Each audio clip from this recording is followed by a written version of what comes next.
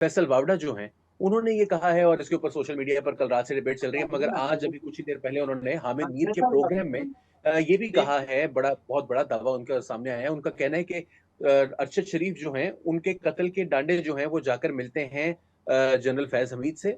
उनका ये कहना है कि इमरान खान साहब को ये इल्म नहीं था कि अरशद शरीफ का कत्ल होगा, मगर उनको ये पता था कि कुछ बहुत बड़ा होने वाला है।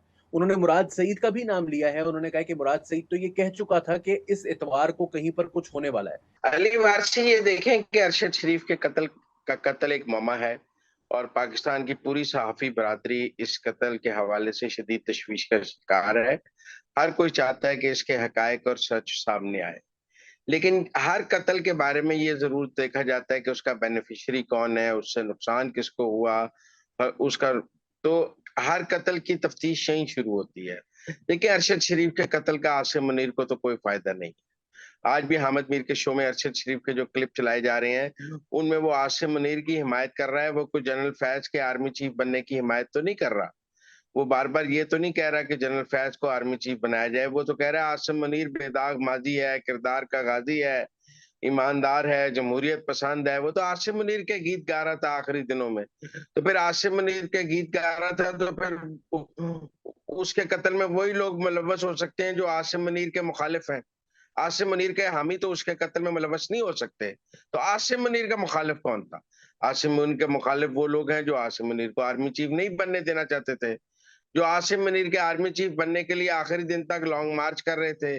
जो आसिम मुनीर को आर्मी चीफ ना बनने देने के लिए उसके खिलाफ लॉबिंग कर रहे थे कि ये अहलियत तशहीह है। जो आसिम मुनीर के खिलाफ हर किस्म का प्रोपेगेंडा कर रहे थे और जो आखिरी दिन तक कोशिश कर रहे थे कि आसिम मुनीर इस मुल्क का आर्मी चीफ ना बन सके, वही बेनिफिशियरी है ना। यहाँ तो आप कहें कि हुँ। अरशद शरीफ साहब रोज वीलॉग कर रहे थे कि जनरल फैज को मुल्क का आर्मी चीफ होना चाहिए, तो आसिम मुनीर साहब ने को ये बात पसंद नहीं थी। वो तो आसिम मुनीर को आर्मी चीफ बनवाने के लिए रोज वीलॉग कर रहे थे, तो फिर ये बात जनरल फैज को पसंद नहीं होगी।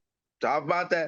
एक लड़ाई चल रही थी जनरल फैज और की कि वो चीफ बनना चाहते थे और उनको चीफ बनने से रोकने के लिए आसिम मुनीर को हर मुमकिन कोशिश की गई। और 9 मई भी आसिम मुनीर के खिलाफ कू का एक वाकया था। असल तो बात थी कि आप कू करवाना चाहते थे सिटिंग आर्मी चीफ के खिलाफ। और भी इस वक्त जनरल फैद पर जो इल्जामात हैं, वो इल्जामात ये सियासी जमातों की हिमायत तो बहुत सारे रिटायर्ड जर्नैल करते रहे हैं। रिटायर्ड जर्नैल सियासी जमातों में शामिल भी होते रहे हैं।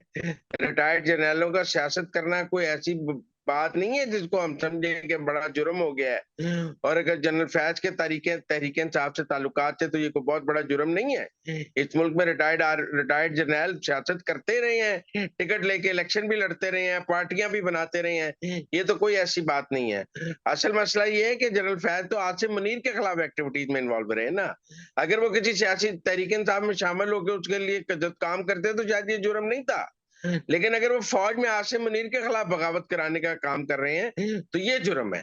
अगर वो फौज में कू कर रहे हैं, अगर उन्होंने आईएसआई के मुकाबले में अपना कोई पैरेलल इंटेलिजेंस नेटवर्क बनाया तो ये जुर्म है।